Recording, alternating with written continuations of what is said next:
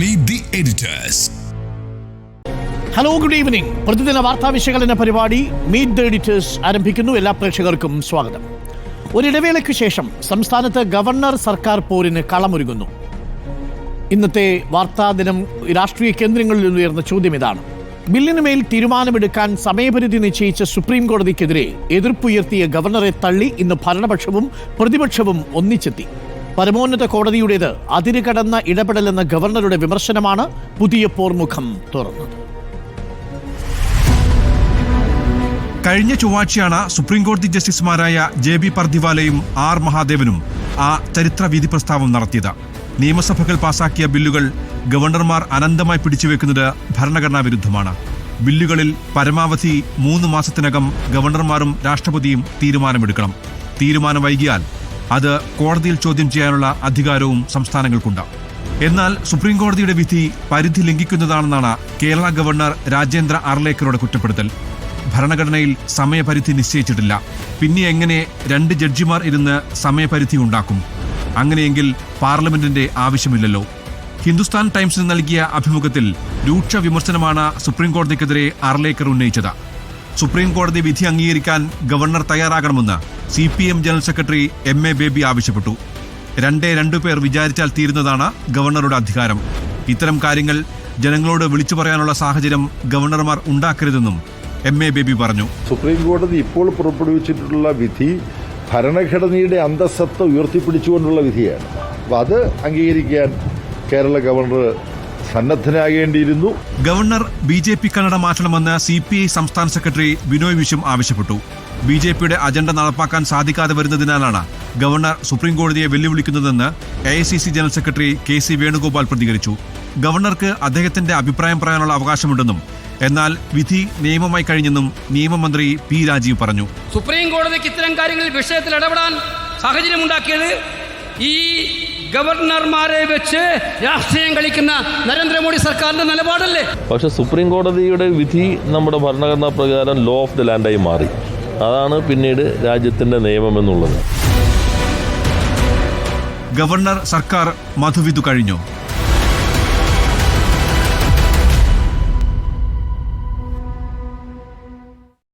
വീണ്ടും പോരിനോ എന്നാണ് ചോദ്യം.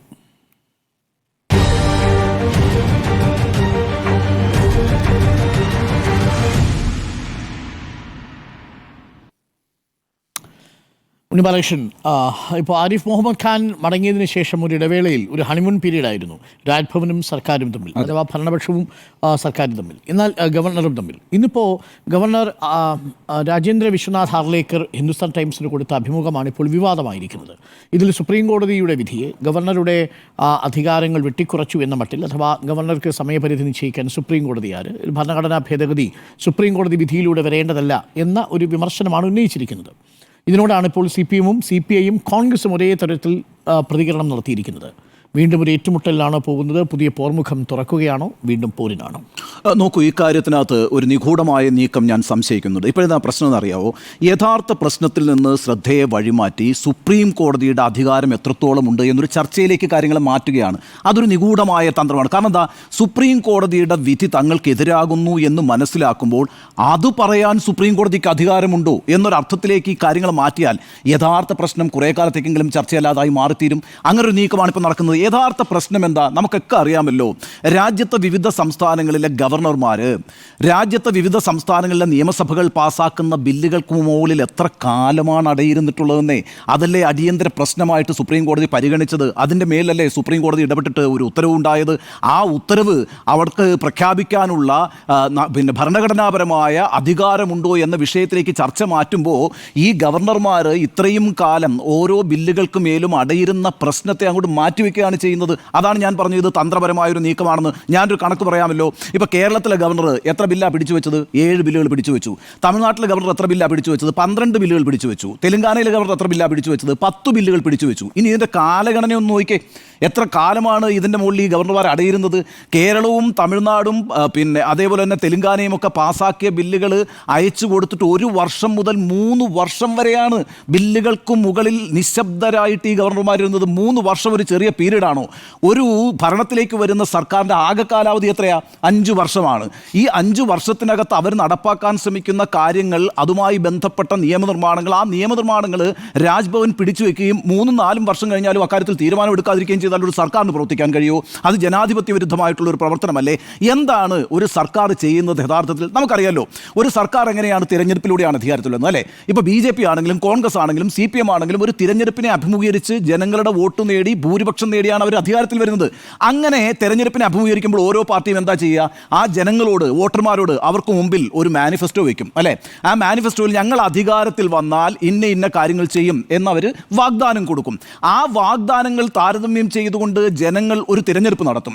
അതിൽ മെച്ചപ്പെട്ട വാഗ്ദാനങ്ങൾ മുന്നോട്ട് വയ്ക്കുന്ന ആളുകളെ അവർ വിജയിപ്പിച്ചു കൊണ്ടുവരും. അവരുടെ രാഷ്ട്രീയം അതാണ്. അങ്ങനെ വിജയിപ്പിച്ച് അധികാരത്തിലേറ്റുന്ന സർക്കാരുകൾ, അവർക്ക് തിരിച്ച് ജനങ്ങളോടൊരു ബാധ്യതയുണ്ട്, ഒരു കമ്മിറ്റ്മെൻ്റ് ഉണ്ട്. എന്താണ്? തങ്ങൾ പറഞ്ഞിട്ടുള്ള കാര്യങ്ങൾ, തങ്ങൾ പറഞ്ഞിട്ടുള്ള വാഗ്ദാനങ്ങൾ നടപ്പിലാക്കി കൊടുക്കുക എന്നുള്ളതാണ്.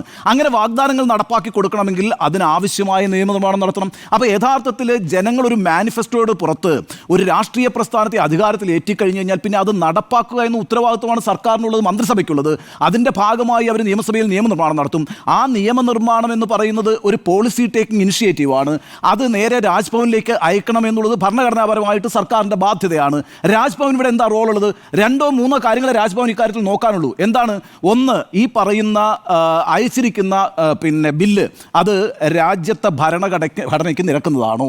അതാണ് ആദ്യമായിട്ട് പരിശോധിക്കേണ്ടത്. ഭരണഘടനാ വിരുദ്ധമായി എന്തെങ്കിലും ഈ ബില്ലിൽ ഉൾപ്പെട്ടിട്ടുണ്ടോ? ഇതാണ് ഒന്നാമതായി പരിശോധിക്കേണ്ടത്. 2, ഇത്തരത്തിലൊരു നിയമം നിർമ്മിക്കാൻ നിയമസഭയ്ക്ക് അവകാശമുണ്ടോ? അതായത് 2 നിയമനിർമ്മാണ സഭകളാണ് നമ്മുടെ മുമ്പിലുള്ളത്. ഒന്ന് സംസ്ഥാനത്ത് നിയമസഭയും, 2 രാജ്യത്ത് പാർലമെൻറ്റും. പാർലമെൻറ്റിൻ്റെതായിട്ടുള്ള അധികാരങ്ങളുണ്ട്, നിയമസഭയ്ക്ക് നിയമസഭയുടേതായിട്ടുള്ള അധികാരങ്ങളുണ്ട്. രണ്ടും അങ്ങോട്ടും ഇങ്ങോട്ടും എൻക്രോച്ച് ചെയ്യാൻ പാടില്ല, കടന്നു കയറാൻ പാടില്ല. അപ്പോൾ പാർലമെൻറ്റിൻ്റെ അധികാരത്തിലേക്ക് കടന്നു കയറുന്ന ഒരു ബില്ലാണോ ഈ പറഞ്ഞിരിക്കുന്ന നിയമസഭ പാസ്സാക്കിയിരിക്കുന്നത്? ഇതാണ് രണ്ടാമത് പരിശോധിക്കേണ്ടത്. മൂന്നാമത് പരിശോധിക്കേണ്ടത് ഫെഡറൽ തത്വങ്ങൾ പാലിക്കുന്നുണ്ടോ എന്നുള്ളതാണ്. ഇപ്പോൾ ഉദാഹരണത്തിന് അടുത്തൊരു വലിയ സമരം കർണാടകയിലുണ്ടായി. എന്താ സമരം എന്നറിയാമോ? കാവേരി ജലം കർണാടക സർക്കാർ തമിഴ്നാടിന് വിട്ടുകൊടുക്കുന്നതിനെതിരായിട്ട് ഒരു സിറ്റിൻ ധർണ നടത്തി BJP. അവിടെ ആരായിരുന്നു നേതൃത്വം കൊടുത്തത്? BS യെദ്യൂരപ്പ എന്ന് പറയുന്ന BJPയുടെ മുൻ മുഖ്യമന്ത്രിയായിട്ടുള്ള യെദ്യൂരപ്പ പോയിട്ട് ഈ കർണാടക സർക്കാരിൻ്റെ ക്യാബിനറ്റ് ആസ്ഥാനത്ത് പോയി ധർണയിരുന്നു. BJP പ്രവർത്തകർ മുഴുവൻ ധർണയിരുന്നു. എന്താണ് അവർ ഉന്നയിച്ച കാര്യം? അവിടെ തമിഴ്നാടിൻ്റെ ഏജന്റുമാരായിട്ട് സിദ്ധരാമയ്യയും DK ശിവകുമാറും പ്രവർത്തിച്ചുകൊണ്ടിരിക്കുകയാണ്. നമ്മുടെ ഇവിടുത്തെ റിസർവോയറൊക്കെ, ജലസംഭരണികളൊക്കെ വറ്റി വരണ്ടിരിക്കുമ്പോൾ കാവേരിക്ക് ജലം കൊടുത്തുകൊണ്ടിരിക്കുകയാണ്, തമിഴ്നാട്ടിലെ കാവേരിക്ക് ജലം കൊടുത്തുകൊണ്ടിരിക്കുകയാണ്. ഇതാണ് ആവശ്യപ്പെട്ടത്. ശരി, സിദ്ധരാമയ്യയും ശിവകുമാറും കോൺഗ്രസും കൂടി ഒരു തീരുമാനം എടുക്കുന്നു. BJP എന്തായാലും അവർക്ക് വെള്ളം വിട്ടുകൊടുക്കരുതെന്ന് ആവശ്യപ്പെടുന്ന ഒരു പാർട്ടിയാണ്. അങ്ങനെയാണെങ്കിൽ ഒരു കാര്യം ചെയ്യാം, നിയമസഭ വിളിച്ചു കൂട്ടുന്നു. നിയമസഭ വിളിച്ചു കൂട്ടിയിട്ട് കാവേരി വാട്ടർ തമിഴ്നാടിന് കൊടുക്കുന്നില്ല എന്നൊരു നിയമം അങ്ങ് പാസ്സാക്കുന്നു എന്ന് വിചാരിക്കാതെ എൻറ്റയർ ലെജിസ്ലേറ്റീവ് അസംബ്ലി അങ്ങനെ ഒരു തീരുമാനം എടുക്കുന്നു വിചാരിക്കുക. അവിടുത്തെ ഗവർണർക്ക് അത് അംഗീകരിക്കാൻ പറ്റുമോ? ഒപ്പിടാൻ പറ്റുമോ? ഇല്ല. ഗവർണർ ഇനി അത് രാഷ്ട്രപതിക്ക് അയച്ചാൽ രാഷ്ട്രപതിക്ക് ഒപ്പിടാൻ പറ്റുമോ? ഒപ്പിടാൻ പറ്റില്ല. അപ്പോൾ ഇത്തരത്തിലുള്ള സിറ്റുവേഷൻ ഉണ്ടാക്കാതിരിക്കുക, ഇതൊക്കെയാണ് ഒരു കോൺസ്റ്റിറ്റ്യൂഷൻ്റെ കസ്റ്റോഡിയൻ എന്നുള്ള നിലയ്ക്ക് ഗവർണർ ചെയ്യേണ്ട കാര്യങ്ങൾ. ഇതിനപ്പുറത്തൊന്നും ഗവർണർക്ക് നിർവഹിക്കാനില്ല. ഇനി ഇത് തന്നെ പലപ്പോഴും ഈ പറയുന്ന ബില്ലുകളുടെ മുകളിൽ ഇങ്ങനെ നിരന്തരമായി അടയിരിക്കുന്ന പ്രശ്നം എത്ര പ്രാവശ്യം സുപ്രീം കോടതി പരിഗണിച്ചിട്ടുണ്ട്. ഇപ്പോൾ ഏറ്റവും ഒടുവിൽ റിട്ടയർ ചെയ്തു പോയ DY ചന്ദ്രചൂഡ് എന്ന് പറയുന്ന ചീഫ് ജസ്റ്റിൻ്റെ ബെഞ്ച് എന്താ പറഞ്ഞത്? നിങ്ങളിങ്ങനെ ഈ പറയുന്ന ഭരണഘടനയിലെ ആസ് സൂൺ ആസ് പോസിബിൾ എന്നുള്ള വിഷയം എടുത്ത് വെച്ചുകൊണ്ട് കളിക്കരുത്, ഈ സമയമൊക്കെ കൃത്യമായി പാലിച്ചുകൊണ്ട് കാര്യങ്ങൾ നടപ്പാക്കി കൊടുക്കണമെന്ന് ചീഫ് ജസ്റ്റിസ് ആയിരുന്നുള്ള ചന്ദ്രചൂഡ് പറഞ്ഞല്ലോ. പിന്നെ അവിടെ നിന്ന് ഇങ്ങോട്ട് എത്ര ജഡ്ജിമാർ കാര്യങ്ങൾ പറഞ്ഞു, എന്നിട്ടൊന്നും ഒരു നടപടിയും ഉണ്ടായില്ലല്ലോ. ഈ പറയുന്ന തമിഴ്നാട്ടിലെ ഗവർണർ എന്തെങ്കിലും ഒരു ബില്ല് പാസ്സാക്കിയോ? ആകെപ്പാടെ അതിനെ അനുസരിച്ചത് തെലങ്കാന ഗവർണർ മാത്രമാണ്. തെലങ്കാന ഗവർണർ ഈ പറയുന്ന സുപ്രീം കോടതിയിൽ നിന്ന് ഇതുപോലെ ഒരു നിർദ്ദേശം വന്ന സമയത്ത് രാത്രിയിൽ 10 ബില്ലുകൾ ഒപ്പിട്ട് കൊടുത്തു. മറ്റൊരു സംസ്ഥാനത്തും ഇത് സംഭവിച്ചില്ല. അപ്പോൾ എന്താണ്? അവസാനം നിവൃത്തി കെട്ടിട്ടാണ് ഈ പറയുന്ന സുപ്രീം കോടതി കഴിഞ്ഞ ദിവസം, അത് ഡിവിഷൻ ബെഞ്ചാണ്, 2 പേരുടെ ബെഞ്ചാണ്, ഒക്കെ ശരിയാണ്, ഒരു സമയപരിധി നിശ്ചയിച്ചു കൊടുക്കുന്നത്. അപ്പോഴും നമ്മളെടുത്ത നിലപാടെന്താണ്? അത് ഫെഡറൽ തത്വത്തിൻ്റെ ഉയർത്തിപ്പിടിക്കലാണ്. സംസ്ഥാന നിയമസഭകളുടെ അധികാരത്തിലേക്ക് രാഷ്ട്രീയ പരിഗണന വെച്ചുകൊണ്ട് ഗവർണർമാരെ ഉപയോഗിക്കുകയോ അല്ലെങ്കിൽ ഗവർണർമാർ അതിൻ്റെ ചട്ടുകങ്ങളായി നിന്നു കൊടുക്കുകയോ ചെയ്യാൻ പാടില്ല എന്നും, സംസ്ഥാനത്തെ ജനങ്ങളുടെ വില്ലാണ് ഒരു സർക്കാർ എന്ന് പറയുന്നത്. ആ സർക്കാർ ജനങ്ങൾക്ക് വേണ്ടിയിട്ടാണ് ഓരോ നിയമനിർമ്മാണങ്ങളും നടത്തുന്നത്. അതിന് മാൻഡേറ്റ് ലഭിച്ചവരാണ് അവർ. അപ്പോൾ ആ അർത്ഥത്തിൽ ജനങ്ങളുടെ ആ താല്പര്യങ്ങൾ ഉയർത്തിപ്പിടിക്കാൻ ഒരു സംസ്ഥാന നിയമസഭ ശ്രമിക്കുമ്പോൾ അതിന് തടസ്സം വരുത്താതിരിക്കുക എന്നുള്ളത് ജനാധിപത്യത്തിൽ വിശ്വസിക്കുന്ന ഒരു ഗവർണറുടെ ഉത്തരവാദിത്തമാണ്. അതാണ് സുപ്രീം കോടതി ഓർമ്മിപ്പിച്ചത്. എന്ന് മാത്രവുമല്ല, ഇതിങ്ങനെ അനന്തകാലം മുന്നോട്ട് പോകാൻ അനുവദിക്കുകയാണെങ്കിൽ ഒരു നിയമനിർമ്മാണവും ഒരു സംസ്ഥാനത്ത് നടക്കത്തില്ലെന്നേ.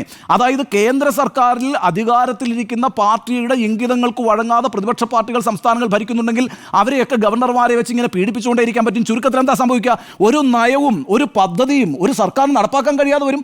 അങ്ങനെ നടപ്പാക്കാൻ കഴിയാതെ വന്നാൽ ആ സർക്കാർ ജനപ്രിയ സർക്കാർ അല്ലാതായി മാറിത്തീരും. അങ്ങനെ ഒരു സർക്കാരിനെ ജനപ്രിയമല്ലാതാക്കി മാറ്റാൻ വേണ്ടിയിട്ട് ഈ ഭരണഘടനയുടെ മറവിൽ ശ്രമങ്ങൾ നടത്തുന്നത് രാഷ്ട്രീയമായിട്ടുള്ള എന്താ പറയുക ഒറ്റുകൊടുക്കലാണ്. അത് തന്നെ കൃത്യമായിട്ട് സുപ്രീം കോടതി ചൂണ്ടിക്കാണിച്ചിട്ടുണ്ട്. നിങ്ങൾ ബില്ല് പരിഗണിക്കുമ്പോൾ രാഷ്ട്രീയ പരിഗണന ഉണ്ടാകരുതെന്നുകൂടി ആ വിധി പ്രസ്താവത്തിൽ പറയുന്നുണ്ട് വളരെ വ്യക്തമായിട്ട്. അപ്പോൾ ആ രീതിയിൽ സംസ്ഥാനങ്ങളിൽ ഈ ഗവർണർമാരുടെ ഇടപെടലുകളിൽ മടുത്തിട്ടാണ് പല തവണ പല നിർദ്ദേശങ്ങൾ കൊടുത്തതിന് ശേഷമാണ് ഈ പറയുന്ന സമയപരിധി നിശ്ചയിച്ചുള്ളത്. അപ്പോൾ സമയപരിധി നിശ്ചയിച്ചപ്പോൾ എന്താ പറയുന്നത്? അത് പാർലമെന്റ് അധികാരത്തിലേക്കുള്ള കടന്നുകയറ്റമാണെന്നാണ് പറയുന്നത്. നിങ്ങൾ പാർലമെന്റ് അധികാരത്തിലേക്കുള്ള കടന്നുകയറ്റത്തെ എതിർക്കുന്നുവെങ്കിൽ ഒരു നിയമസഭയുടെ അധികാരത്തെ കൂടി നിങ്ങൾ ഉയർത്തിപ്പിടിക്കണ്ടേ? അങ്ങനെ ഒരു പ്രശ്നമുണ്ടല്ലോ.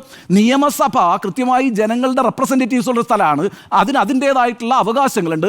ആ അവകാശങ്ങൾ നടപ്പാക്കാൻ ശ്രമിക്കുമ്പോൾ അതിനെതിരായിട്ടൊരു ഗവർണർ നിലപാടെടുക്കുകയും ഗവർണറുടെ ആ നിലപാട് ശരിയല്ല എന്ന് പറയുന്ന സുപ്രീം കോടതി പാർലമെന്റ് അധികാരത്തിലേക്കാണ് കടന്നു കയറുന്നത് എന്ന് പറയുകയും ചെയ്യുമ്പോൾ അതിനകത്തൊരു ഇരട്ടത്താപ്പുണ്ടല്ലോ. ആ ഇരട്ടത്താപ്പ് അനുവദിക്കാൻ കഴിയില്ല. ഇതൊരു നിയമപ്രശ്നമാണെങ്കിൽ നിയമപരമായിട്ട് പോരാടുന്നത് ശരിയാണ്. പല നിയമവിദഗ്ധരും പറഞ്ഞിട്ടുണ്ട്. 145 വകുപ്പ് പറയുന്നുണ്ട് ഒരു ഭരണഘടനയെ വ്യാഖ്യാനിക്കണമെങ്കിൽ ഡിവിഷൻ ബെഞ്ചിന് കഴിയും. പക്ഷേ ആ ഭരണഘടനയിൽ ഏതെങ്കിലും കാര്യങ്ങൾ ഉൾപ്പെടുത്തണമെങ്കിൽ അത് ലാർജർ ബെഞ്ചിന്റെ പരിഗണനയിലേക്ക് മിനിമം 5 അംഗങ്ങളും ഉള്ള ലാർജർ ബെഞ്ചിന്റെ പരിഗണനയിലേക്ക് വിടണമായിരുന്നു. അത് വിടുന്നതിന് പകരം 2 പേരിരുന്നിട്ടാണ് ഈ വിധി പറഞ്ഞിരിക്കുന്നത്. അവിടെയാണ് ഈ ആർലേക്കർ പിടിച്ചിരിക്കുന്നത്. ഈ 2 പേരിരുന്നിട്ടാണോ ഈ തീരുമാനം എടുക്കുന്നത് എന്നുള്ളതാണ് ചോദ്യം. പക്ഷേ ഈ ചോദ്യം ഉയരുന്നൊരു സാഹചര്യം സൃഷ്ടിച്ചതാരാണെന്നുള്ള പ്രശ്നമുണ്ട്. അതാണ് ഇവിടെ മറച്ചു വയ്ക്കപ്പെടുന്നതെന്നാണ് ഞാൻ പറയുന്നത്. സുപ്രീം കോടതി ഇക്കാര്യത്തിനകത്തൊക്കെ നിയമപരമായിട്ടുള്ള ഫൈറ്റുകൾ നടക്കട്ടെ. എന്നിട്ട് സുപ്രീം കോടതിയിൽ പോയിട്ട് നിങ്ങൾ വിജയിക്കുകയോ തോൽക്കുകയോ എന്ത് വേണമെങ്കിലും ചെയ്തോളൂ. പക്ഷേ ഇങ്ങനെ ഒരു ഇടപെടലിന് സുപ്രീം കോടതിയെ നിർബന്ധിതമാക്കിയ ഒരു സാഹചര്യം രാജ്യത്തുണ്ട്. അതെന്ന് പറയുന്നത് ഈ പറയുന്ന ഗവർണർമാർ ഈ പ്രധാനപ്പെട്ട ബില്ലുകളുടെ മുകളിൽ നിശബ്ദത പാലിച്ച് വർഷങ്ങളോളം ഇരിക്കുന്നു എന്നുള്ളതാണ്. അത് യഥാർത്ഥത്തിൽ ഭരണപ്രതിസന്ധി ഉണ്ടാക്കുകയാണ് ഓരോ സംസ്ഥാനത്തും. അങ്ങനെ ഓരോ സംസ്ഥാനത്തും ഭരണപ്രതിസന്ധി ഉണ്ടാക്കാൻ നിങ്ങൾക്കാരാണ് റൈറ്റ് എന്നൊരു ചോദ്യമുണ്ട്. ആ ചോദ്യമാണ് യഥാർത്ഥത്തിൽ ഈ ഫെഡറൽ പ്രിൻസിപ്പിൾ എല്ലാം ഉയർത്തിപ്പിടിച്ചുകൊണ്ട് സുപ്രീം കോടതി ചോദിച്ചിരിക്കുന്നത്. ആ ചോദ്യത്തിനൊപ്പമാണ് ഞാൻ, ആ നിയമനിർമ്മാണത്തിനൊപ്പമാണ് ഞാൻ നിശ്ചയമായും രാജ്യത്ത് സംഭവിക്കേണ്ട ഭരണഘടനാ പരമായിട്ടുള്ള പ്രവർത്തനങ്ങളിൽ ഏതെങ്കിലും തരത്തിലുള്ള ഇടങ്കോലിടാൻ ശ്രമിക്കുന്നവരെ നിലയ്ക്ക് നിർത്താൻ ബാധ്യതപ്പെട്ടൊരു നിയമവ്യവസ്ഥ തന്നെയാണ് ഇന്ത്യയിലുള്ളത്. ആ നിയമവ്യവസ്ഥയെ ഉയർത്തിപ്പിടിക്കുന്ന രാജ്യത്തിൻ്റെ പരമോന്നത കോടതിയാണ് സുപ്രീം കോടതി. ഞാൻ വിചാരിക്കുന്നതേയില്ല സുപ്രീം കോടതി ഭയങ്കരമായിട്ട് കയറി പാർലമെന്റ് അധികാരത്തിലേക്ക് അങ്ങ് ഇടപെട്ടു എന്ന്, ഗവർണർ അധികാരത്തിലേക്ക് ഇടപെട്ടു എന്ന്, ഗവർണർക്കെല്ലാം അധികാരമൊക്കെ നിർത്തിക്കൊണ്ട് ഒരു സമയപരിധി നിശ്ചയിക്കുക മാത്രമാണ് ചെയ്തത്. അത് ഈ രാജ്യത്ത് കാര്യങ്ങൾ നടന്നു പോവുക, രാജ്യത്ത് കാര്യങ്ങൾ പ്രവർത്തനങ്ങൾ അത് ഓരോ സർക്കാരിൻ്റെയും പ്രവർത്തനങ്ങൾ മുന്നോട്ട് പോവുക, ആ സതുദ്ദേശത്തോടു കൂടിയാണ് ഈ ജഡ്ജ്മെന്റ് വന്നത്. അതുകൊണ്ടാണ് ഈ ജഡ്ജ്മെന്റ് വന്ന ദിവസം തന്നെ ഞാൻ പറഞ്ഞിരുന്നൊരു കാര്യമുണ്ട്, ഇതൊരു ലാൻഡ്മാർക്ക് ജഡ്ജ്മെന്റ് ആണ്, ഇതൊരു സുവർണ്ണ നിമിഷമാണ് ഇന്ത്യൻ നിയമവ്യവസ്ഥയുടെ ചരിത്രത്തിൽ. അപ്പോൾ ആ അർത്ഥത്തിൽ ഇപ്പോഴും ഞാൻ അപ്ഹോൾഡ് ചെയ്യുന്നു. ഈ സുപ്രീം കോടതിയുടെ ഈ പറയുന്ന സമയം നിശ്ചയിച്ച് നൽകിയ നടപടി ശരി തന്നെയാണ്. അത് യഥാർത്ഥത്തിൽ ഇന്ത്യൻ രാഷ്ട്രീയ സാഹചര്യം സുപ്രീം കോടതിയെ നിർബന്ധിച്ചതിൻ്റെ ഭാഗമായിട്ടുണ്ടായതാണ്. അവിടെ നിന്ന് ഈ പറയുന്ന വിഷയങ്ങളിൽ നിന്ന് ശ്രദ്ധ മാറ്റിക്കൊണ്ട് സുപ്രീം കോടതിയുടെ അധികാരത്തെക്കുറിച്ച് ഇപ്പോൾ ചർച്ച നടത്തുന്ന യഥാർത്ഥത്തിൽ ശരിയായ പ്രശ്നങ്ങളിൽ നിന്ന് ജനശ്രദ്ധ അകറ്റിക്കൊണ്ട് സുപ്രീം കോടതി എന്തോ പാർലമെന്റിന് മുകളിൽ സ്വയം സ്ഥാപിച്ചിരിക്കുന്നു എന്ന് വരുത്തി തീർക്കാനാണ്. അതൊരു നിഗൂഢമായ തന്ത്രമാണ്, അതൊരു നിഗൂഢമായ നീക്കമാണ്. അതെല്ലാവർക്കും മനസ്സിലാകുമെന്നാണ് ഞാൻ വിചാരിക്കുന്നത്. അതുകൊണ്ട് ഈ വിധി ശരിയായ വിധിയാണ്. പിന്നെ വീണ്ടും പോര് തുറക്കാനാണോ എന്ന ചോദ്യത്തിന് ആർലേക്കർ പറഞ്ഞിരിക്കുന്ന ഒരു കാര്യം എന്ന് വെച്ചാൽ സുപ്രീം കോടതിയുടെ അധികാരപരിധിയുമായിട്ട് ബന്ധപ്പെട്ടാണ്. അതിനകത്ത് ഇംപ്ലിസിറ്റ് ആയ ഒരു കാര്യമുണ്ട്. അതായത് സുപ്രീം കോടതി ഇങ്ങനെയൊക്കെ പറഞ്ഞിട്ടുണ്ടെങ്കിലും അത് നിയമക്കുരുക്കിലേക്ക് പോകും, ഞാൻ എന്തായാലും പഴയ ഗവർണറുടെ നിലപാട് തുടരും, ആ അർത്ഥത്തിലാണ് അദ്ദേഹം ഉദ്ദേശിക്കുന്നതെങ്കിൽ അതിന് CPM മറുപടി പറഞ്ഞിട്ടുണ്ട്, കോൺഗ്രസും മറുപടി പറഞ്ഞിട്ടുണ്ട്. അതൊരു രാഷ്ട്രീയ പോലിലേക്കാണ് പോകുന്നതെങ്കിൽ വീണ്ടും നമ്മളുടെ സംസ്ഥാനത്തെ ഒരു ഭരണനിർവഹണ സംവിധാനം പ്രതിസന്ധിയിലേക്ക് പോകുന്നു. അത് വീണ്ടും പോരാട്ടത്തിലേക്ക് പോകുന്ന കാര്യത്തിൽ എനിക്കൊരു തർക്കമില്ല. ആ അർത്ഥത്തിൽ അങ്ങനെ ഒരു മീനിങ് ആർലേക്കർ ഉദ്ദേശിച്ചിട്ടുണ്ടെങ്കിൽ അത് നേർക്കുനേർ പോരാട്ടത്തിനുള്ള അടുത്ത ഒരു അധ്യായത്തിന്റെ തുടക്കമാണ് എന്നുകൂടിയാണ് എൻ്റെ വിലയിരുത്തൽ. Welcome back.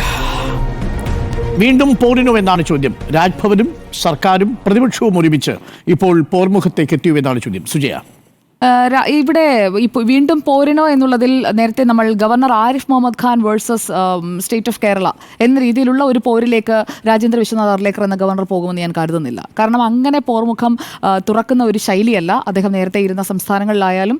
പൊതുവെ അദ്ദേഹത്തിൻ്റെ ഒരു രീതി വെച്ചും രാജേന്ദ്ര വിശ്വനാഥ് ആർലേക്കർ അങ്ങനെ ഒരു യുദ്ധത്തിന് പോകുന്ന ആളല്ല. മാത്രമല്ല അദ്ദേഹം ഇവിടേക്ക് ഗവർണർ ആയി സ്ഥാനമേൽക്കാൻ വരുന്ന സമയം മുതൽ സർക്കാരും പറഞ്ഞത് എന്താണ്, മുഖ്യമന്ത്രി അടക്കം അദ്ദേഹത്തെ വിശേഷിപ്പിച്ചത് എങ്ങനെയാണ്, ഒരു സമവായത്തിലൂടെ പോകുന്ന അല്ലെങ്കിൽ ഒരു പുതിയ പുതിയ രീതിയായിരിക്കും സംസ്ഥാനത്ത് ഇനി മുതൽ കാണാൻ പോവുക എന്നതാണ്. ഇവിടെ നോക്കൂ, ഇവിടെ ഗവർണർ ഒരിക്കലും നേരിട്ട് ഇപ്പോൾ ആരിഫ് മുഹമ്മദ് ഖാൻ ആയിരുന്നു നമ്മുടെ ഗവർണറെങ്കിൽ അദ്ദേഹം പ്രതികരിച്ച് കഴിയേണ്ട സമയമായിരിക്കുകയാണ്. കാരണം ഇത്രയും വിമർശനങ്ങൾ വരുമ്പോൾ MA ബേബിയുടെ വിമർശനം CPIഎമ്മിന്റെ ജനറൽ സെക്രട്ടറി എന്ന നിലയിലുള്ള വിമർശനമാണ്. ആ വിമർശനം വന്ന 1-2 മണിക്കൂറിനുള്ളിൽ തന്നെ ഗവർണർ ആരിഫ് മുഹമ്മദ് ഖാൻ അദ്ദേഹം ഗവർണർ ആയിരുന്ന സമയത്താണെങ്കിൽ അദ്ദേഹം പ്രതികരിച്ചേനെ. പക്ഷേ ഇവിടെ അദ്ദേഹം വളരെ സൈലന്റ് ആണ്. ഈ ഇന്റർവ്യൂ കൊടുത്തതല്ലാതെ മറ്റ് പ്രതികരണങ്ങളൊന്നും നമ്മൾ ഗവർണർ രാജേന്ദ്ര വിശ്വനാഥ് ആർലേക്കറിൽ നിന്ന് കാണുന്നില്ല. അതുകൊണ്ട് സ്റ്റേറ്റുമായി അല്ലെങ്കിൽ സ്റ്റേറ്റിന്റെ ഒഫീഷ്യൽസുമായി, അതായത് മുഖ്യമന്ത്രിയുമായോ മന്ത്രിമാരുമായോ അങ്ങനെ ഒരു നേർക്കുനേർ പോരാട്ടത്തിന് പോകാനുള്ള സാധ്യത കുറവാണെന്നാണ് അദ്ദേഹത്തിന്റെ ഒരു നേച്ചർ അല്ലെങ്കിൽ ഇതുവരെയുള്ള അദ്ദേഹത്തിന്റെ ഒരു പ്രവർത്തനം വെച്ച് എൻ്റെ ഒരു വിലയിരുത്തൽ. ഇവിടെ സുപ്രീം കോടതിക്കെതിരെ നേരിട്ട് വിമർശനം ഉന്നയിക്കുകയാണ്. അപ്പോൾ ഉണ്ണി സാർ അതിലെ കുറേ ഫാക്ടേഴ്സ് ഒക്കെ ചൂണ്ടിക്കാട്ടി. ഇതിൽ സുപ്രീം കോടതിക്കെതിരെ അദ്ദേഹം വിമർശനം ഉന്നയിക്കുമ്പോൾ അദ്ദേഹം എടുത്ത് കാട്ടിയിരിക്കുന്ന പോയിന്റിൽ അദ്ദേഹത്തിന് മുന്നോട്ട് പോകാൻ സാധിക്കുന്ന ഒരു വ്യവസ്ഥയുണ്ട് എന്നത് മനസ്സിലാക്കിക്കൊണ്ട്, അതായത് ലീഗൽ അഡ്വൈസ് തേടിയതിന് ശേഷമാണ് അദ്ദേഹം ഈ ഇന്റർവ്യൂ കൊടുത്തിരിക്കുന്നത് എന്ന് വേണം മനസ്സിലാക്കാൻ. അതായത് ഹിന്ദുസ്ഥാൻ ടൈംസിന് കൊടുത്തിരിക്കുന്ന അഭിമുഖം എന്ന് പറയുന്നത് സുപ്രീം കോടതിയുടെ ഈ തമിഴ്നാട് ഗവർണർക്കെതിരായ വിധി വന്നതിന് ഒരു ദിവസം കൂടി കഴിഞ്ഞതിന് ശേഷമാണ് ഈ അഭിമുഖം. അപ്പോൾ കൃത്യമായി വിവരങ്ങൾ, ഇതിൻ്റെ സാധ്യതകൾ അതെല്ലാം മനസ്സിലാക്കിയതിന് ശേഷമുള്ള ഒരു അഭിമുഖമാണ്. അല്ലാത്ത പക്ഷം അദ്ദേഹം ഇങ്ങനെ നാഷണലി വായിക്കപ്പെടുന്ന ഒരു തരത്തിലുള്ള ഒരു അഭിമുഖം, കേരളത്തിലല്ല അദ്ദേഹം അഭിമുഖം കൊടുക്കുന്നത്, ഹിന്ദുസ്ഥാൻ ടൈംസിനാണ്. അപ്പോൾ ആ അഭിമുഖം കൊടുക്കുന്നതിൻ്റെ ഉദ്ദേശ്യ ലക്ഷ്യങ്ങൾ വ്യക്തമാണല്ലോ, എല്ലാവരിലേക്കും ഇത് എത്തണം. ഇത് RN രവി പറയുന്നതിനേക്കാൾ കേരളത്തിലും ഈ സമാനമായ സാഹചര്യമാണ്, അല്ലെങ്കിൽ RN രവിക്ക് മാത്രമായിട്ടുള്ള ഒരു ഓർഡർ അല്ല, പ്രതിപക്ഷം ഭരിക്കുന്ന സംസ്ഥാനങ്ങളിൽ അല്ലെങ്കിൽ പ്രതിപക്ഷ പാർട്ടികൾ ഭരിക്കുന്ന സംസ്ഥാനങ്ങളിലൊക്കെ നേരിടുന്ന ഈ കോൺഫ്ലിക്റ്റ് അവസാനിപ്പിക്കുന്നതിലേക്ക് നയിക്കുന്ന ഒരു ലാൻഡ്മാർക്ക് ജഡ്ജ്മെന്റ് എന്ന രീതിയിൽ അത് വിലയിരുത്തപ്പെട്ടു. ആ വിധി വന്ന് തൊട്ടടുത്ത ദിവസം, ഇപ്പോൾ നമ്മൾ 3-4 ദിവസമാണ് ഈ സംസാരിക്കുന്നത്. അപ്പോൾ ഈ ഇന്റർവ്യൂ ഇന്ന് വരുന്നത് അത് യാദൃശ്ചികമാണെന്ന് ഞാൻ കരുതുന്നില്ല. അതൊരു കാൽക്കുലേറ്റഡ് ആയിട്ടുള്ള ഒരു മൂവ് തന്നെയാണ്. ഒരു പക്ഷേ കേന്ദ്ര സർക്കാരിന്റെ നീക്കം അത് ഗവർണറിലൂടെ ഒരു അഭിമുഖത്തിന്റെ രൂപത്തിൽ പുറത്തേക്ക് വരുന്നു എന്ന് വേണം വിലയിരുത്താൻ. ഇവിടെ ജസ്റ്റിസ് JB പർദിവാല ഒപ്പം ജസ്റ്റിസ് R മഹാദേവൻ ഇവരുടെ ഈ 2-അംഗ ബെഞ്ച് വിധി പറഞ്ഞതിനെയാണ് അദ്ദേഹം ഡിസ്പ്യൂട്ട് ചെയ്യുന്നത്. അതായത് ഈ 2-അംഗ ബെഞ്ചിന്റെ സാധ്യതകൾ എത്രത്തോളമാണ്, അല്ലെങ്കിൽ ഈ 2-അംഗ ബെഞ്ചിന് ഇങ്ങനെയൊരു വിഷയത്തിൽ വിധി പറയുന്നതിനായിട്ടുള്ള മെറിറ്റ് ഉണ്ടോ, ആ മെറിറ്റിലേക്കാണ് അദ്ദേഹം പോകുന്നത്. അല്ലാതെ RN രവിയെ ന്യായീകരിക്കാനോ അല്ലെങ്കിൽ RN രവിക്കെതിരായ പ്രശ്നം ഉന്നയിച്ചു. അതെ, RN രവിക്കെതിരായ ജഡ്ജ്മെന്റിനെ വിമർശിക്കാനോ, അതായത് രാഷ്ട്രീയ വിമർശനത്തിലേക്ക് നമ്മുടെ ഗവർണർ പോയിട്ടില്ല എന്നതാണ് നമ്മൾ മനസ്സിലാക്കേണ്ടത്. അവിടെയാണ് ഞാൻ മുൻ ഗവർണറായിരുന്ന ഗവർണർ ആരിഫ് മുഹമ്മദ് ഖാനെയും അതോടൊപ്പം തന്നെ ഇപ്പോഴത്തെ നമ്മുടെ ഗവർണർ രാജേന്ദ്ര വിശ്വനാഥ് ആർലേക്കറിൻ്റെയും ആ ഒരു വേ ഓഫ് അപ്രോച്ചിലെ ഡിഫറൻസ് മനസ്സിലാക്കുന്നത്. നമ്മൾ പരിശോധിച്ച് കഴിഞ്ഞാൽ മനസ്സിലാകും. വേണമെങ്കിൽ അദ്ദേഹത്തിന് സ്ട്രെയിറ്റായി തമിഴ്നാട് ഗവർണർക്കെതിരായ വിധി അത് ശരിയായില്ല എന്ന് പറഞ്ഞു, പക്ഷേ അങ്ങനെ ഒരു സ്റ്റേറ്റ്മെൻറ്റേ അഭിമുഖത്തില്ല. അഭിമുഖം മുഴുവൻ എടുത്തൊന്ന് വായിച്ചു നോക്കിക്കഴിഞ്ഞാൽ അത് മനസ്സിലാക്കാൻ കഴിയും. അദ്ദേഹം പറയുന്ന പോയിന്റ് എന്താണ്, അദ്ദേഹം വളരെ ഫോക്കസ്ഡ് ആണ്. ഭരണഘടനയിൽ സമയപരിധി നിശ്ചയിച്ചിട്ടില്ല. കാരണം ആസ് സൂൺ ആസ് പോസിബിൾ എന്ന് പറയുന്നതിൻ്റെ സാധ്യതകൾ പരമാവധി ഉപയോഗിക്കുകയായിരുന്നു ഗവർണർമാർ എന്നുള്ളതും നമ്മൾ കണ്ട കാര്യമാണ്. ഈ 2 ജഡ്ജിമാരിരുന്ന് എങ്ങനെയാണ് സമയപരിധി ഉണ്ടാക്കുക എന്നതാണ് അദ്ദേഹത്തിൻ്റെ ആദ്യത്തെ ചോദ്യം. പിന്നെ 3-2 ഭൂരിപക്ഷത്തോടെ പാർലമെന്റിന്റെ 2 സഭകളും ഭരണഘടനയിൽ ഭേദഗതി വരുത്താൻ, ഭരണഘടനയിൽ ഒരു പൊളിച്ചെഴുത്ത് കൊണ്ടുവരാൻ വേണ്ടി തീരുമാനിക്കുകയാണ് ചെയ്യേണ്ടത്. അതിന് പകരം ആ അധികാരം കൂടി സുപ്രീം കോടതി ഏറ്റെടുക്കുന്നത്, അല്ലെങ്കിൽ ഈ 2-അംഗ ബെഞ്ച് ഏറ്റെടുക്കുന്നത് ശരിയല്ല എന്നാണ് ഗവർണർ പറയുന്നത്. അപ്പോൾ അവിടെ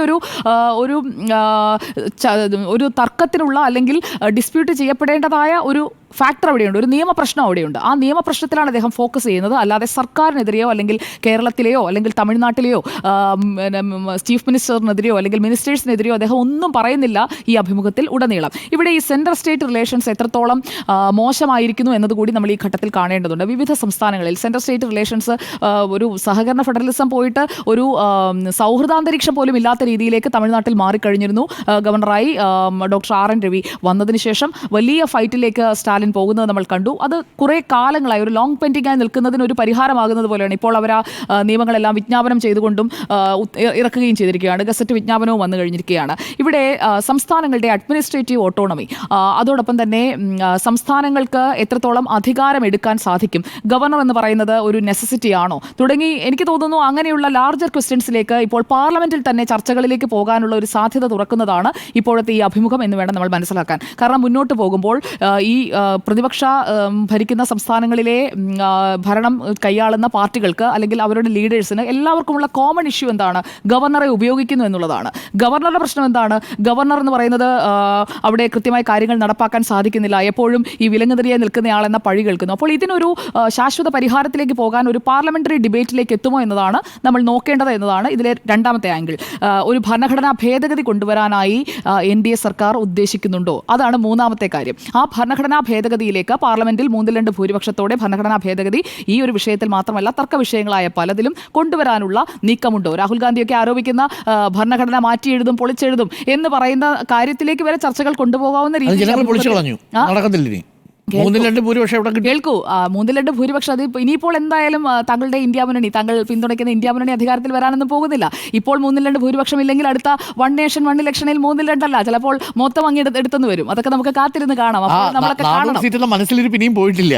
ശരി, ഓക്കെ. എന്തായാലും NDA മുന്നോട്ട് പോകണമെന്ന് തന്നെയാണ് ഞാൻ ആഗ്രഹിക്കുന്നത്. അതിൽ എനിക്ക് ഒളിച്ചു കടത്താനൊന്നുമില്ല. അപ്പോൾ നമുക്ക് വിഷയത്തിലേക്ക് വരാം. ഇവിടെ ഈ ഡെഫിനിറ്റ് ആയിട്ടുള്ള ടൈം ലൈൻ ആണല്ലോ വിഷയം. അപ്പോൾ ആ ഡെഫിനിറ്റ് ആയിട്ടുള്ള ടൈം ലൈനും ഇൻഡെഫിനിറ്റ് ആയിട്ടുള്ള ടൈം ലൈനും അതിന് ഒരു പാർലമെന്ററി പ്രൊസീജിയറിലൂടെ മാത്രമല്ലേ മാറ്റം കൊണ്ടുവരാൻ കഴിയൂ. സുപ്രീം കോടതിക്ക് ഇപ്പോൾ ഈ തമിഴ്നാട് ഗവർണറുടെ വിഷയത്തിൽ ഇടപെടാം. അതിലൊരു ലാൻഡ്മാർക്ക് ജഡ്ജ്മെന്റ്, അതിന് നല്ല കയ്യടി കിട്ടും. പക്ഷേ മറ്റു വിഷയങ്ങൾ വീണ്ടും വീണ്ടും വന്നുകൊണ്ടേയിരിക്കും. ഈ ഒരു ജഡ്ജ്മെന്റിനെ ബേസ് ചെയ്തുകൊണ്ട് കേരളത്തിലും ഇത് ആപ്ലിക്കബിൾ ആണെന്ന് പറയുമ്പോൾ ഗവർണർ ഈ ഒരു നിയമപ്രശ്നം ചൂണ്ടിക്കാട്ടുന്നു, കേന്ദ്ര സർക്കാർ ഈ നിയമപ്രശ്നം ചൂണ്ടിക്കാട്ടുന്നു. ഞാൻ മനസ്സിലാക്കുന്നത് കേന്ദ്രത്തിന്റെ റെപ്രസെന്റേറ്റീവാണ് ഗവർണർ എന്നുണ്ടെങ്കിൽ ഇത് കേന്ദ്രവുമായി കൺസൾട്ട് ചെയ്ത് ലീഗൽ അഡ്വൈസ് ഒക്കെ എടുത്തതിന് ശേഷം കൊടുത്തൊരു ഇന്റർവ്യൂ തന്നെയാകാനാണ് സാധ്യത എന്നുള്ളതാണ്. രാഷ്ട്രപതിക്ക് സമയപരിധി നിശ്ചയിച്ചിരിക്കുന്നു. ഇത്ര സമയത്തിനുള്ളിൽ കാര്യങ്ങൾ ചെയ്യണം. ഓർഡിനൻസിന്റെ കാര്യത്തിൽ, അതുപോലെ തന്നെ ഗവർണേഴ്സ് അയക്കുന്ന ബില്ലുകളുടെ കാര്യത്തിലെല്ലാം രാഷ്ട്രപതിക്ക് സമയപരിധി നിശ്ചയിക്കുന്നു. രാഷ്ട്രപതിക്ക് സമയപരിധി നിശ്ചയിക്കാനായിട്ട് സുപ്രീം കോടതിക്ക് കഴിയുമോ? അപ്പോൾ ഭരണഘടനയുടെ 201 വകുപ്പ് എന്താകും? 201 വകുപ്പ് അനുസരിച്ചുകൊണ്ട് രാഷ്ട്രപതിയുടെ തീരുമാനത്തിന് സമയപരിധി ഇല്ല എന്നാണ് ഞാൻ മനസ്സിലാക്കുന്നത്. ഒരു സമയപരിധി അവിടെയും നിശ്ചയിച്ചിട്ടില്ല. ഗവർണറുടെ ആസൂണാസ് മാത്രമല്ല, രാഷ്ട്രപതിയുടെയും ഈ സമയപരിധി നിശ്ചയിച്ചിട്ടില്ല. 201 വകുപ്പ് അതേപടി അവിടെ നിൽക്കുകയാണ്. അപ്പോൾ അവിടെ മാറ്റങ്ങൾ കൊണ്ടുവരുമോ, ഭേദഗതി കൊണ്ടുവരുമോ എന്നുള്ള കാര്യമുണ്ട്. അപ്പോൾ ഈ 201 വകുപ്പ് നിൽക്കുമ്പോൾ കോടതിക്ക് ഇങ്ങനെ ഒരു നിർദ്ദേശം രാഷ്ട്രപതിയുടെ മേൽ വെക്കാൻ സാധിക്കുമോ? അതും ഒരു നിയമപ്രശ്നമാണ്. അക്കാര്യത്തിലും ലീഗലി അത് ഒരുപക്ഷെ മുന്നോട്ട് കൊണ്ടുപോകാനായിട്ടുള്ള ഒരു സാധ്യതയുണ്ടോ എന്നൊക്കെ ആയിരിക്കാം ഗവർണർ ഈ അഭിമുഖത്തിൽ പറഞ്ഞതിലൂടെ ഉദ്ദേശിച്ചിരിക്കുന്നത്. ഈ തമിഴ്നാട് ഗവർണറുടെ കാര്യത്തിലേക്ക് വന്നാൽ, തമിഴ്നാട് നിയമസഭ ആദ്യം അയച്ച ബില്ലല്ല, പുനഃപരിശോധനയ്ക്ക് ശേഷവും അദ്ദേഹം ആക്ട് ചെയ്തതാണ്. അതിനെ ജസ്റ്റിഫൈ ചെയ്യാനായിട്ട് നമ്മുടെ ഗവർണർ ശ്രമിച്ചിട്ടുണ്ടോ? ഇല്ലെന്നാണ് ഞാൻ മനസ്സിലാക്കുന്നത് ആ അഭിമുഖത്തിൽ. അതായത് പുനഃപരിശോധനയ്ക്ക് ശേഷം തടഞ്ഞു വെച്ച് 200-ാം അനുച്ഛേദത്തിന്റെ ലംഘനമാക്കിയ ആ നടപടിയെ ന്യായീകരിക്കുകയോ അല്ലെങ്കിൽ അതേക്കുറിച്ച് കമന്റ് ചെയ്യുകയോ ഈ അഭിമുഖത്തിൽ ചെയ്തിട്ടില്ലല്ലോ. മാത്രമല്ല ഗവർണർ മന്ത്രിസഭയുടെ ഉപദേശം അനുസരിച്ച് പ്രവർത്തിക്കണം.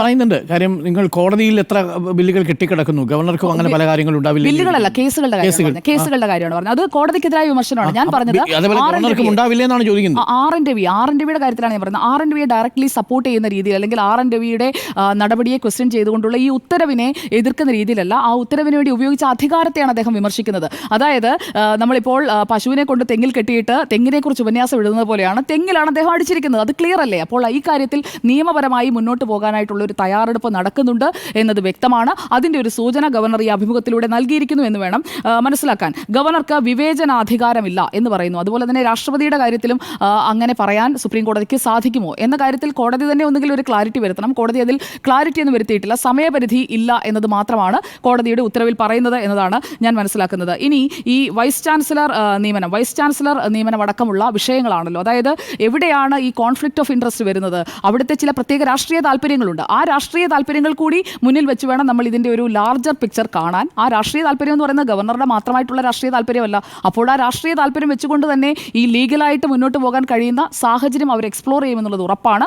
അത് തന്നെയാണ് ഗവർണറുടെ അഭിമുഖത്തിലൂടെ പുറത്തു വന്നിരിക്കുന്നത്. ഇത് ഗവർണർ രാജേന്ദ്ര വിശ്വനാഥ് അർലേക്കറിനെ മാത്രം സ്റ്റാൻഡായി കാണേണ്ടതില്ല എന്നതാണ് എൻ്റെ ഹംബിൾ ടേക്ക്. Welcome back. വീണ്ടും പോരിനോ എന്നാണ് ചോദ്യം. വീണ്ടും പോരിനുള്ള പുറപ്പാടാണ് എന്ന സൂചനയാണ് നൽകുന്നത്. പക്ഷേ അത് ആരിഫ് മുഹമ്മദ് ഖാൻ ഉപയോഗിച്ച രീതിയിലായിരിക്കില്ല ആർലേക്കർ ഉപയോഗിക്കുക. കാര്യം ആരിഫ് മുഹമ്മദ് ഖാൻ ഒരു കേവല രാഷ്ട്രീയ നേതാവിൻ്റെ മാതൃകയിലാണ് ഗവർണർ എന്ന നിലയിൽ തൻ്റെ പദവി ഉപയോഗിക്കാൻ ശ്രമിച്ചതെങ്കിൽ ആർലേക്കർ ഒരു RSS കേഡർ എന്ന നിലയിൽ കുറച്ചുകൂടി പക്വമായ, എന്നാൽ കുറച്ചുകൂടി ആഴമേറിയ, കുറച്ചുകൂടി അപകടകരമാം വിധമുള്ള, എന്നാൽ അത്ര പെട്ടെന്ന് നേരിട്ട് എതിർക്കാൻ കഴിയാത്ത തരത്തിലുള്ള ആശയങ്ങളുമായിട്ടായിരിക്കും മുന്നോട്ട് വരിക.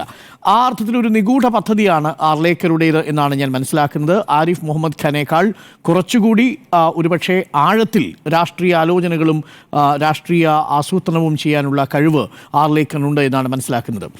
ഞാൻ പറഞ്ഞു തുടങ്ങുമ്പോൾ അംബേദ്കർ ഭരണഘടനയുടെ നിർമ്മാണ സഭയിൽ ഗവർണറുടെ അധികാരത്തെക്കുറിച്ച് പറഞ്ഞൊരു വാചകം നമ്മൾ പലപ്പോഴും ചർച്ചയിൽ പറയാറുള്ളൊരു വാചകമാണ്.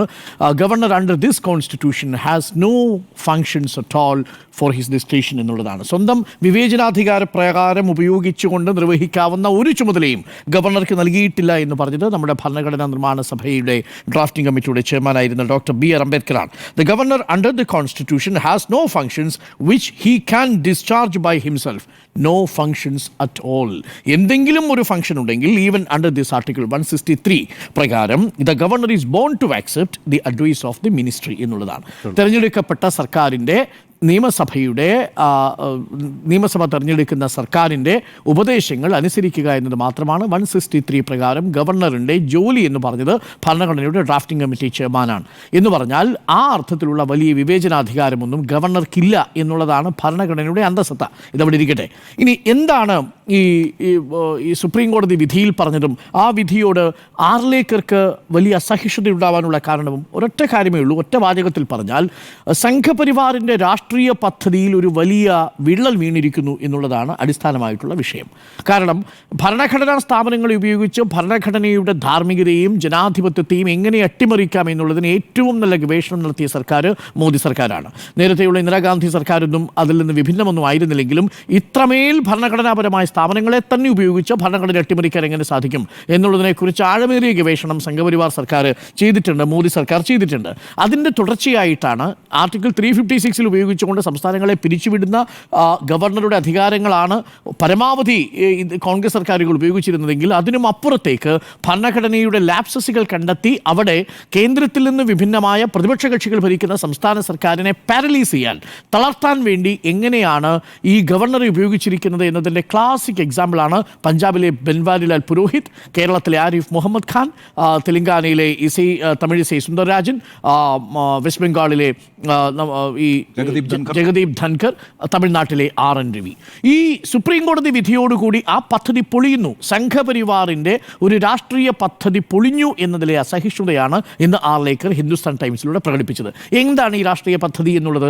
അതായത് സംസ്ഥാനം പ്രതിപക്ഷം ഭരിക്കുന്ന സംസ്ഥാനങ്ങളിൽ അല്ലെങ്കിൽ പ്രതിപക്ഷ സംസ്ഥാനങ്ങളിൽ സർക്കാരുകൾ ഏതെങ്കിലും ഒരു നിയമമുണ്ടാക്കിയാൽ അവിടെ ഗവർണർക്ക് നിലവിലുള്ള ആർട്ടിക്കിൾ 200 പ്രകാരം പ്രധാനമായിട്ടും നിക്ഷിപ്തമായിരിക്കുന്ന കർത്തവ്യങ്ങളിലൊന്ന് ബില്ല് ഒപ്പിടുക എന്നുള്ളത്, അസന്റ് ഡിക്ലെയർ ചെയ്യുക, 2 അസന്റ് വിത്ത് ഹെൽഡ് ചെയ്യുക, 3 അസന്റ് വിത്ത് ഹെൽഡ് ചെയ്യുകയാണെങ്കിൽ അത് തിരിച്ചു വീണ്ടും സഭയിലേക്ക് അയക്കുക മെസ്സേജോട് കൂടി, 3ാമത്തത് രാഷ്ട്രപതിയുടെ പരിഗണനയ്ക്ക് അയക്കുക. അത് ചില പരിമിതമായ ബില്ലുകൾ മാത്രമാണ് എന്നത് സുപ്രീം കോടതിയുടെ വ്യാഖ്യാനമുണ്ട്, അന്തിമ വിധിയായിട്ടില്ല. അത് ഭരണഘടനാ ബെഞ്ചിൻ്റെ വിധിയിലിരിക്കുന്നതാണ്, പരിഗണനയിലിരിക്കുന്ന വിഷയവുമാണ്. അപ്പോൾ ഈ വിഷയങ്ങളിൽ അസൂണസ് എന്നുള്ള പ്രയോഗത്തെയാണ് ഒരു ലാപ്സായി, ഒരു സൗകര്യമായി എടുത്തുകൊണ്ട് ഗവർണർമാർ സംസ്ഥാന സർക്കാരുകളെ, കേന്ദ്ര സർക്കാരിൽ നിന്ന് വ്യത്യസ്തങ്ങളായിട്ടുള്ള അല്ലെങ്കിൽ കേന്ദ്ര സർക്കാരിൻ്റെ പ്രതിപക്ഷം ഭരിക്കുന്ന സംസ്ഥാനങ്ങളിലെ സംസ്ഥാന സർക്കാർ തളർത്താൻ വേണ്ടി ഈ സൗകര്യം ഉപയോഗിച്ചു. അവിടെ ജനഹിത പ്രകാരം തെരഞ്ഞെടുക്കപ്പെട്ട ജനപ്രതിനിധി സഭ പാസാക്കുന്ന ബില്ലുകൾ 1 2 അല്ല 12 എണ്ണമാണ് തമിഴ്നാട്ടിൽ തടഞ്ഞു വെച്ചത്. അവിടെ അസൂണസിന്റെ കാലാവധി എത്രയാണെന്നറിയാമോ? 4 വർഷമാണ്, 4 years. അത് കഴിഞ്ഞാൽ പിന്നെ സർക്കാർ മാറി. 1 വർഷം കൂടെ കഴിഞ്ഞാൽ ഒരു സർക്കാരിൻ്റെ 90% കാലാവധിയിലും അവിടെ പാരലൈസ് ചെയ്ത് വയ്ക്കാൻ പറ്റൂ. നയം അവിടെ തടഞ്ഞു വയ്ക്കുകയാണ്, സർക്കാരിനെ കെട്ടിയിടുകയാണ് യഥാർത്ഥത്തിൽ ഗവർണർ ചെയ്തത്. ഇതാണ് യഥാർത്ഥത്തിൽ സുപ്രീം കോടതിയെ പ്രകോപിപ്പിച്ചൊരു പ്രധാനപ്പെട്ട കാര്യം. ആ ഗവർണറുടെ നടപടിയാണ് സുപ്രീം കോടതി വിമർശിച്ചത്. ഇതുതന്നെയാണ് കേരളത്തിലെ ബില്ല് നോക്കൂ. കേരളത്തിലുള്ള 7 ബില്ലുകളിൽ അവസാനം തർക്കമുണ്ടാവുന്ന സമയത്ത് ബാക്കി ഒപ്പിട്ട് കൊടുക്കുന്നു. പക്ഷേ 4 ബില്ലുകൾ ഇപ്പോഴും രാഷ്ട്രപതിയുടെ പരിഗണനയിലേക്ക് അയച്ചു വെച്ചിരിക്കുക. 2023 പാസ്സാക്കിയ ബില്ലടക്കം പാസ്സായിട്ടില്ല. 3 വർഷത്തിൽ 2022 പാസ്സാക്കിയ ബില്ല് പാസ്സാക്കിയിട്ടില്ല. 2021 പാസ്സാക്കിയ ബില്ല് പാസ്സാക്കിയിട്ടില്ല. 3 വർഷമാണ് കേരളത്തിൽ ഗവർണർ ബില്ല് തടഞ്ഞു വയ്ക്കുന്നത്. തമിഴ്നാട്ടിൽ ഇത് 4 വർഷമാണ് തടഞ്ഞു വയ്ക്കുന്നത്. 8 മാസമാണ് പഞ്ചാബിൽ ഇത് തടഞ്ഞു വയ്ക്കുന്നത്. 2 വർഷമാണ് വെസ്റ്റ് ബംഗാളിൽ ഇത് തടഞ്ഞു വയ്ക്കുന്നത്. അപ്പോൾ ആ കാലയളവിൽ ആ സംസ്ഥാന സർക്കാരുകളെ ദുർബലമാക്കുകയും തളർത്തുകയും ചെയ്യുക എന്നതായിരുന്നു ഗവർണറുടെ ഉദ്ദേശം. അതിനെ യഥാർത്ഥത്തിൽ സുപ്രീം കോടതി വിധി വലിയ രീതിയിലുള്ള ആഘാതമായി മാറി എന്നതിലാണ് ഇന്ന് ആർലേക്കറുടെ വിമർശനം വന്നത്. നോക്കൂ, ആ വിധിയിൽ ജസ്റ്റിസ് JB പണ്ഡിവാല പറയുന്നൊരു ഭാഗമുണ്ട്, ആർ മഹാദേവനും പറയുന്നൊരു ഭാഗമുണ്ട്. എങ്ങനെയായിരിക്കണം ഗവർണർ പ്രവർത്തിക്കേണ്ടത്? വിധിയിൽ പറയുന്നത് ഇങ്ങനെയാണ്: not by considerations of political expediency but by the sanctity of the constitutional oath he undertook. രാഷ്ട്രീയമായ പരിഗണന വെച്ചുകൊണ്ടായിരിക്കരുത് ഗവർണർ ഇത്തരത്തിലുള്ള നടപടികളിൽ തീരുമാനമെടുക്കേണ്ടത്. പകരം എന്തായിരിക്കണം? ഭരണഘടനയുടെ ധാർമ്മികതയും സാങ്ക്ടിറ്റിയും ഉയർത്തിപ്പിടിച്ചുകൊണ്ടാവണം എന്ന് പറയുന്നു. നോക്കൂ, ഈ വിധി 3 പ്രധാനപ്പെട്ട ഇമ്പാക്റ്റ് ഉണ്ടാക്കും. ഞാൻ ഈ വിധിയെ സ്വാഗതം ചെയ്യുന്നെങ്കിൽ പോലും ഈ വിധി ഉണ്ടാകാനിടയായ സാഹചര്യത്തെ വളരെ സംശയത്തോടു കൂടിയും വലിയ ആശങ്കയോടു കൂടിയുമാണ് നോക്കിക്കാണുന്നത്. കാരണം യഥാർത്ഥത്തിൽ നമ്മുടെ ഭരണഘടന വിഭാവനം ചെയ്യുന്ന ഒരു ചെക്സ് ആൻഡ് ബാലൻസ് സിസ്റ്റത്തെ ഇത് അട്ടിമറിക്കുന്നു എന്നുള്ളത് ആത്യന്തികമായി ശരിയാണ്. കാരണം ഇങ്ങനെയല്ല നമ്മുടെ ഭരണഘടന പ്രവർത്തിക്കാൻ വേണ്ടി തീരുമാനിച്ചിരുന്നത്. കാരണം എന്താ, ഗവർണർമാർ ഇങ്ങനെയൊക്കെ ഏതെങ്കിലും രാഷ്ട്രീയമായിട്ടുള്ള ഭിക്ഷാന്തേഹികൾ ഗവർണർമാരായിട്ട് വരുന്നു എന്നുള്ളത് നമ്മളുടെ ഭരണഘടനാ നിർമ്മാണ സഭ സ്വപ്നം പോലും കണ്ടിട്ടില്ല. അതുകൊണ്ടാണ് ഇത്തരം സാഹചര്യങ്ങളിൽ അസൂണസ് എന്നൊരു പ്രയോഗം എന്ന് പറയുന്നത്. ഉദാഹരണത്തിന്, നിങ്ങളുടെ കുഞ്ഞിന് നിങ്ങൾ മുലപ്പാൽ കൊടുക്കുന്നത് നിങ്ങൾ കഴിയുന്നതും വേഗത്തിലാവണം എന്നാണ് പറയാറ് അമ്മമാരോട്. ആ അമ്മമാരത് ആ സൗകര്യമായിട്ട് എടുത്തുകൊണ്ട് 4 വർഷക്കാലം കുഞ്ഞിനെ മുലയൂട്ടാതിരുന്നാൽ എന്തായിരിക്കും അവസ്ഥ? സമാനമായ സാഹചര്യമല്ലേ? ഒരമ്മ കുഞ്ഞിനെ എന്ന വണ്ണമായിരിക്കണം ഒരു ഗവർണർ. ആ ഗവർണറിൻ്റെ ചുമതലയിലുള്ള ആ ഗവർണറിനെ സഹായിക്കുന്ന മന്ത്രിസഭയെ സഹായിക്കേണ്ടതും ആ ഗവർണർ അധികാരിയായിരിക്കുന്ന സ്റ്റേറ്റിൽ രാഷ്ട്രീയ പ്രവർത്തനം നടത്തേണ്ടതും. എന്നാൽ അങ്ങനെയാണോ ചെയ്തത്? അതുകൊണ്ടാണ് ഭരണഘടന വിവക്ഷിച്ചു. ഗവർണർ സ്ഥാനത്ത് വരുന്നവർക്കൊക്കെ ഇത്തിരി പാകതയും വിവരവും രാഷ്ട്രീയ ബോധവും ഭരണഘടനാ ധാർമ്മികതയും ഉണ്ടാവും. അതല്ലാത്ത ഒരു കാലം വരുമ്പോൾ അസാധാരണമായ സാഹചര്യത്തിൽ അസാധാരണമായ വിധി. ഈ വിധിക്കകത്ത് പറയുന്നുണ്ട്, ഈ വിധിക്കകത്ത് പറയുന്ന ഒരു കാര്യമുണ്ട്, governor should be A guide, അതെ, ഫ്രണ്ട് ആൻഡ് ഫിലോസഫർ. ഭരണഘടനയുടെ സ്പിരിറ്റ് അത് തന്നെയാണെന്നേ. ആ സ്പിരിറ്റിനെയാണ് യഥാർത്ഥത്തിൽ ഗവർണർ മറികടക്കാൻ ശ്രമിച്ചത്.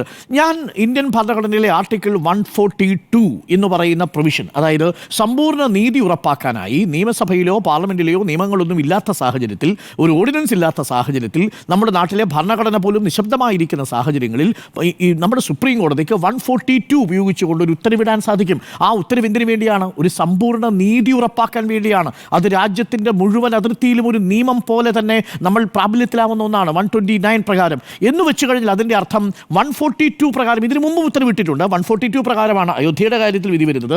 142 കാര്യത്തിലാണ് നമ്മുടെ തിരഞ്ഞെടുപ്പ് കമ്മീഷനുമായി ബന്ധപ്പെട്ടുകൊണ്ട് സുപ്രീം കോടതി ജഡ്ജി ഇതിൽ അംഗമാകണം എന്നുള്ള വിധി വരുന്നത്. 142 പ്രകാരമാണ് പേരറിവാളൻ കേസിൽ പൂർണ്ണമായിട്ടും അവരെ വിട്ടയക്കാൻ തീരുമാനിക്കുന്നത്.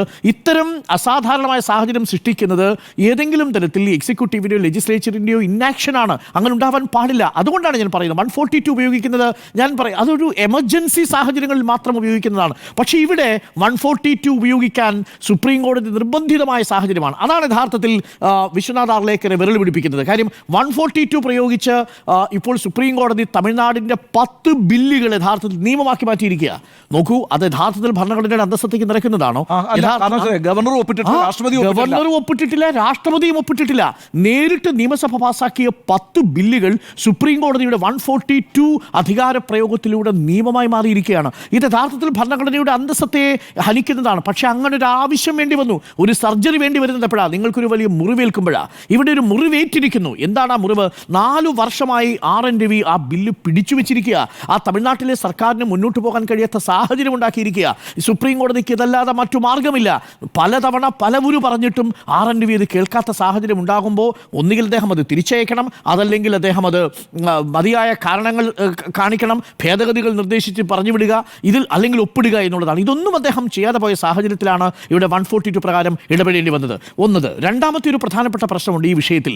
ഞാൻ മനസ്സിലാക്കുന്നത് സുപ്രീം കോടതിയുടെ ഈ വിധിയോടുകൂടി യഥാർത്ഥത്തിൽ ഗവർണറുടെ പൊസിഷന് ഒരു വലിയ കോട്ടം തട്ടിയിട്ടുണ്ട്. സുപ്രീം കോടതി പറയുന്നുണ്ട് ഇത് ഗവർണറുടെ പദവിയെ കുറച്ച് കാണിക്കാനൊന്നുമല്ല ഈ വിധി വരുന്നതെങ്കിലും, കാരണം ഇത് കൊടുത്തിരിക്കുന്നത് വളരെ കൃത്യമായൊരു ഉത്തരവാണ്. രാഷ്ട്രപതിക്ക് പോലും കൊടുത്തിരിക്കുക.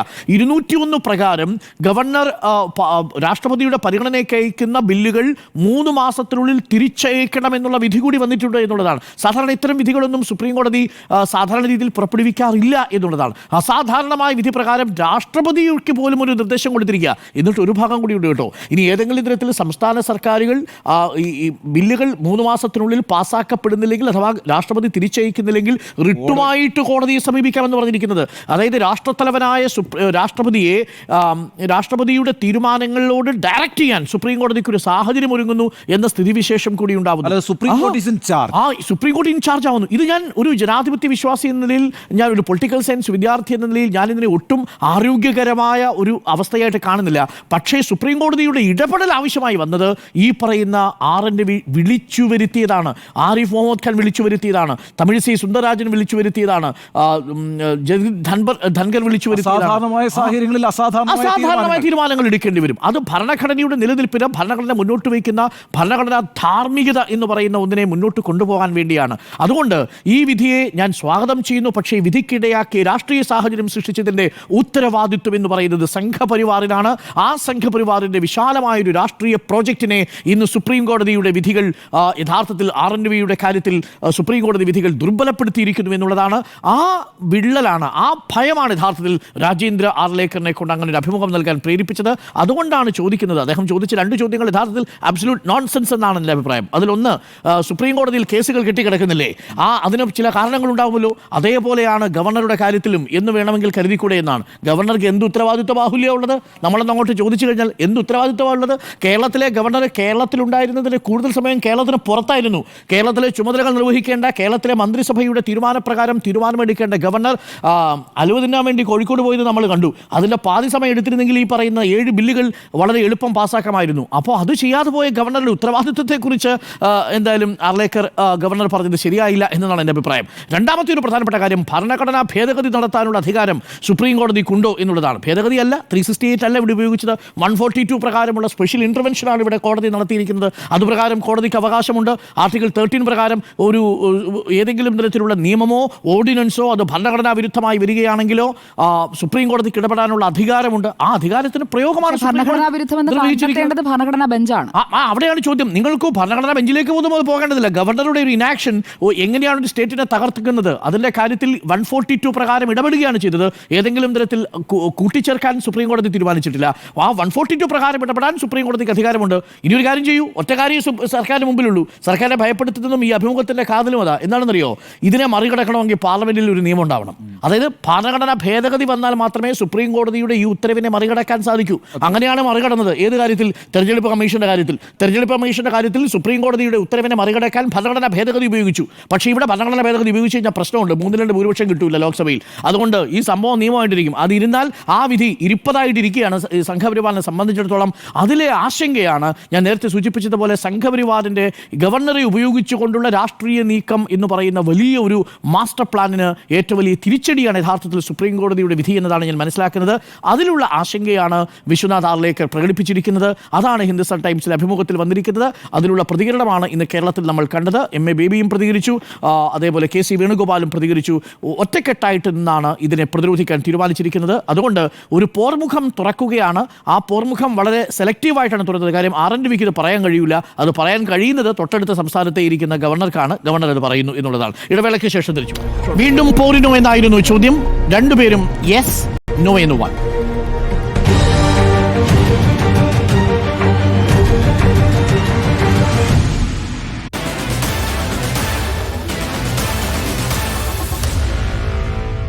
Meet the editors.